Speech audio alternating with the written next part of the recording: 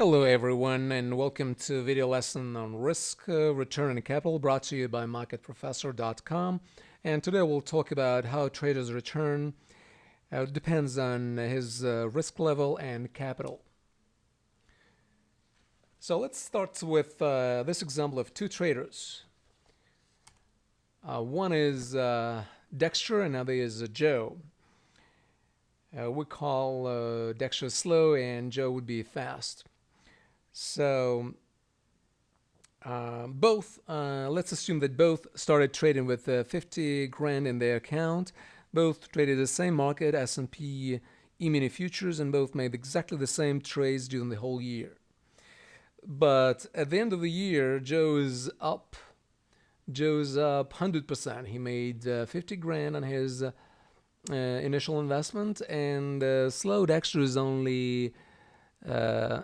only 10%, which means he made only 5 grand. So the question is, how is it possible that same trades produced different returns? And the quick answer is that Joe took more risks. In fact, he took 10 times more risk than Dexter. And to be more specific, he was buying and selling 10 contracts instead of one as Dexter did. Let me explain how it all works. Generally, a return depends on 3 factors: the quality of a trading system, risk, and capital. And today we'll focus mostly on the first factor, which is risk. So what is risk? Risk is a possibility of loss. And there is a popular myth out there that traders like to take risk, and they're typical entrepreneurs, natural risk takers. However, in reality, we understand that traders try to avoid risk as much as possible, and although they understand they can't totally avoid risk, they try to manage and calculate it.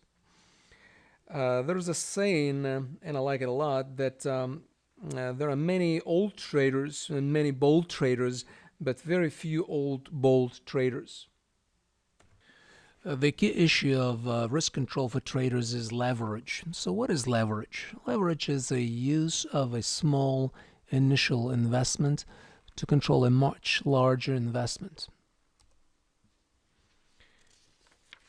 In futures markets, investors use leverage to profit from fluctuation in price of futures contract. There are 2 main reasons or functions why traders use margin. The first one is to gain a very high return in relations to one's investment. And the second one is to reduce one's own liability for any loss. So the first function of leverage actually increases risk, and the second one decreases risk. So generally speaking, leverage could be a wonderful tool if it fits your strategy.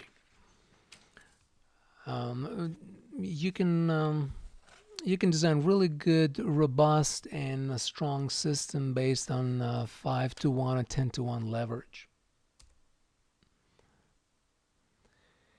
Say you want to own 50,000 worth of a U.S. stock market. One way to do so is to come up with 50,000 of your own money and put it in Vanguard 500 index mutual funds. But what if you don't have 50 grand? Or you don't want to risk all 50 grand on this investment? In this case, you can buy one contract of E-mini S&P futures. You'll be required to put up only 5,000 as a deposit to control a total value of approximately $50,000, approximately. This deposit is called margin in futures lingo. And your leverage would be 10-to-1 in this case. Think of futures margin as down payment for the house. To buy a house, mortgage lenders require 5% deposit. In other words, they allow 20-to-1 leverage. In futures markets, CME, that is Chicago Mercantile Exchange, requires only 10% deposit and allow 10-to-1 margin.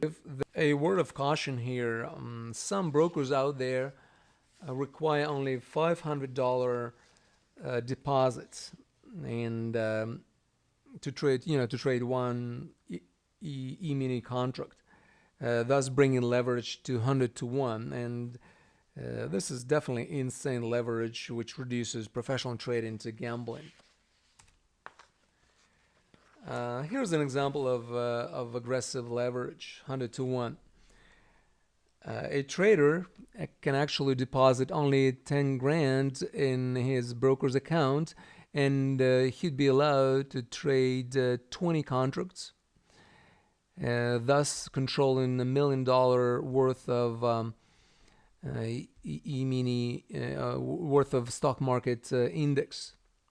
And a trader with, let's say, 50 grand will be allowed to trade 100 contracts and will control 5 millions worth of index. And here's what happened on January 5th, 2011. So let's say a trader decides to, using 100-to-1 leverage, decides to make a bet on the upside of the markets and buys at the level of 1262. And at the end of the day, he sells for the profit of 10 points at 1272. So each point is worth $50, right? And so if you trade 20 contracts using all your capital with $10,000, then this 10 point profits, which 10 points is an average daily fluctuation of the market, represents $10,000 profit for the day, which means in one day a trader makes $100% return on his investment. Now let's imagine there was an unlucky day and the trader decides to make a bet on the downside. In this case, he would lose 10 points, and that means he'll blow out his account. So the key to leverage is to find the balance between risk and opportunity.